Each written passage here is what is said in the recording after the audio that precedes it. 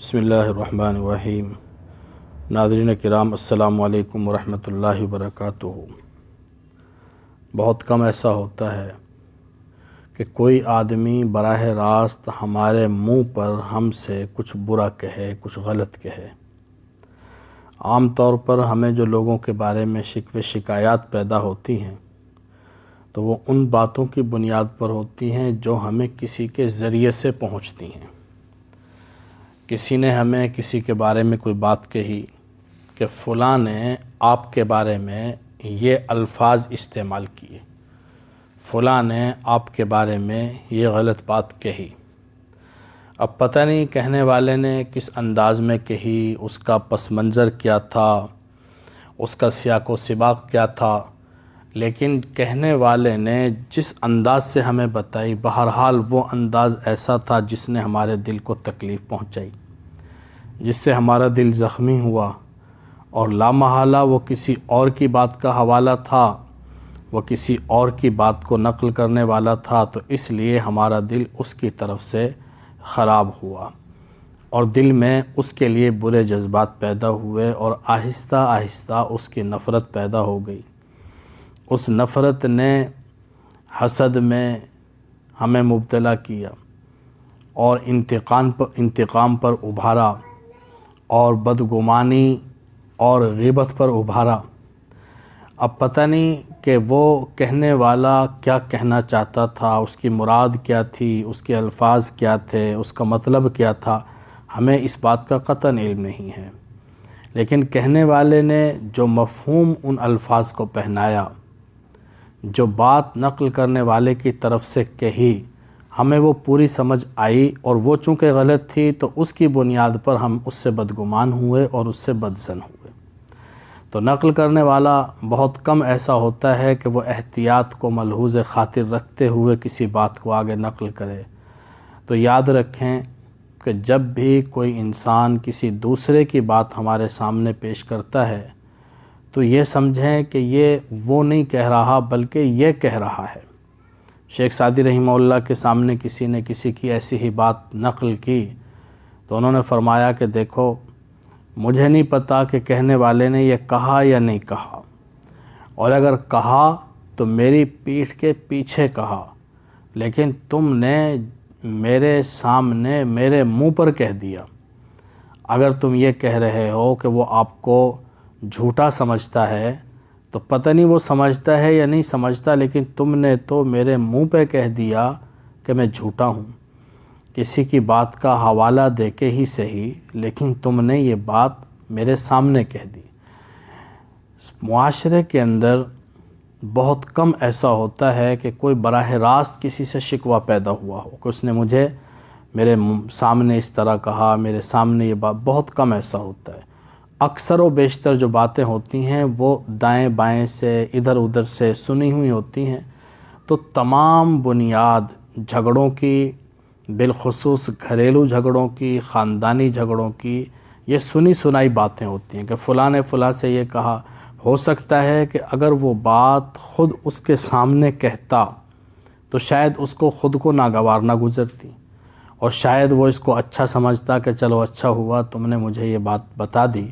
اور تم نے میرے اندر یہ خرابی یا خامی دیکھی۔ ویسے بھی کہا جاتا ہے اگر کوئی کسی کی خامی بتاتا ہے تو وہ اس کا محسن ہے، یعنی اچھے جذبے سے، نیک نیتی سے، حقارت کے طور پہ نہیں، تذلیل کے طور پہ نہیں، طعنہ دینے کے لیے نہیں، بلکہ خالصتاً اصلاح کی نیت سے اگر کوئی کسی کی غلطی بتاتا ہے تو وہ تو اس کا محسن ہے۔ حضرت عمر رضی اللہ عنہ فرمایا کرتے تھے کہ جو انسان مجھے میری خامی بتائے وہ میرا محسن ہے۔ تو اصولی طور پر تو غلطی بتانے والا، خامی بتانے والا اگر صحیح معنوں میں، حقیقی معنوں میں ٹھیک بات کی طرف رہنمائی کر رہا ہے اور اس نے ٹھیک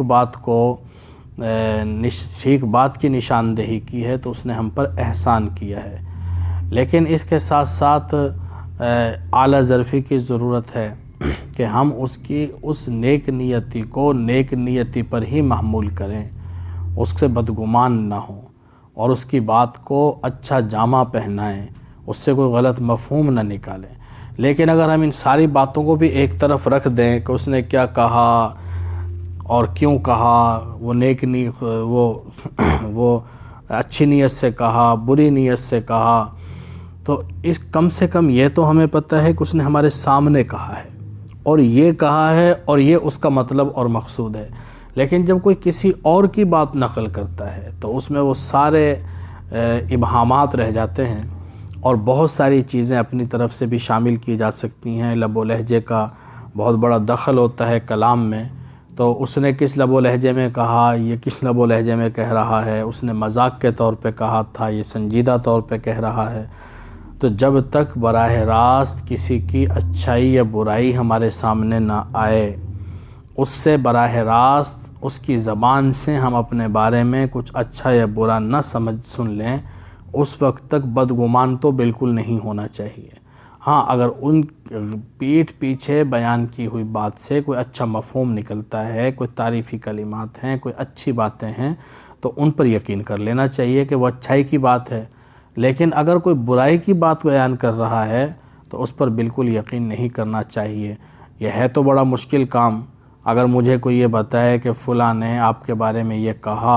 اور بتانے والا سچا بھی ہے، میرے ساتھ مخلص بھی ہے، دوست بھی ہے، ہم راز بھی ہے تو بڑا مشکل کام کہ اس کی بات کو نظر انداز کیا جائے یا اس سے انسان اثر نہ لے۔ لیکن اعلیٰ ظرفی کا تقاضا یہی ہے، سمجھداری کا تقاضا یہی ہے، بڑے پن کا تقاضا یہی ہے کہ ہم اس بات کو نظر انداز کریں اور اس سے اگر کوئی اچھا مفہوم نکلتا ہے تو وہ نکالنے کی کوشش کریں، اور اگر اس میں کوئی اچھائی کا پہلو نظر نہیں آتا تو اسے مکمل طور پر ہم نظر انداز کریں۔ ورنہ ہم معاشرے میں امن کی، سکون کی، عافیت کی زندگی نہیں جی سکتے۔ ہر آدمی دوسرے سے بدگمان ہوگا، دوسرے کے بارے میں برائی دل کے اندر آئے گی۔ ایک کمرے میں دو افراد نے جو آپس میں باتیں کی ہیں، وہ چاہے کتنی ہی مفید باتیں ہوں، لیکن اگر وہاں سے ان کو آگے تیسرے کمرے میں، دوسرے تیسرے کمرے میں منتقل کر دیا جائے اور وہاں بیٹھنے والوں کے سامنے یہ بات کی جائے کہ آپ کے بارے میں فلاں آدمی یہ کہہ رہا تھا، تو بس جب یہ فلاں آدمی کی بات آ جاتی ہے اور نقل کرنے والا اسے نقل کرتا ہے تو وہیں سے برائی کا آغاز ہو جاتا ہے۔ اس لیے ہمیں ان تمام باتوں سے پرہیز کرنا چاہیے، اپنی زندگیوں کو بھی عافیت میں لانا چاہیے، اوروں کی زندگیوں کو بھی عافیت میں لانا چاہیے۔ تھوڑی چھوٹی سی زندگی ہے، ایک مختصر سی زندگی ہے، اور ہمیں کچھ پتہ نہیں ہے کہ ہم کب دنیا سے چلے جائیں۔ بعد میں یادیں رہ جاتی ہیں، پچھتاوے رہ جاتے ہیں، اور پھر ہر انسان یہ کہتا ہے جی بڑا اچھا انسان تھا، بڑا اچھا آدمی تھا۔ زندگی میں ہمارے گلے شکوے ختم نہیں ہوتے، ایک دوسرے سے نفرتوں سے ہمیں فرصت نہیں ملتی، لیکن جیسے ہی انسان دنیا سے چلا جاتا ہے تو پھر اس کی اچھائیاں یاد آتی ہیں، ماضی یاد آتا ہے۔ یہ اچھی بات ہے، مرنے کے بعد اچھائیاں ہی یاد کرنی چاہیے اور اچھے پہلو تلاش کرنے چاہیے، لیکن یہ زندگی میں اگر کر لیے جائیں تو کتنا ہی اچھا ہو جائے، تو مرنے کے بعد پچھتاوا بھی نہ رہے اور پریشانی بھی سامنے نہ آئے۔ تو اللہ رب العزت ہمیں عمل کرنے کی توفیق نصیب فرمائے۔ وما علینا الا البلاغ۔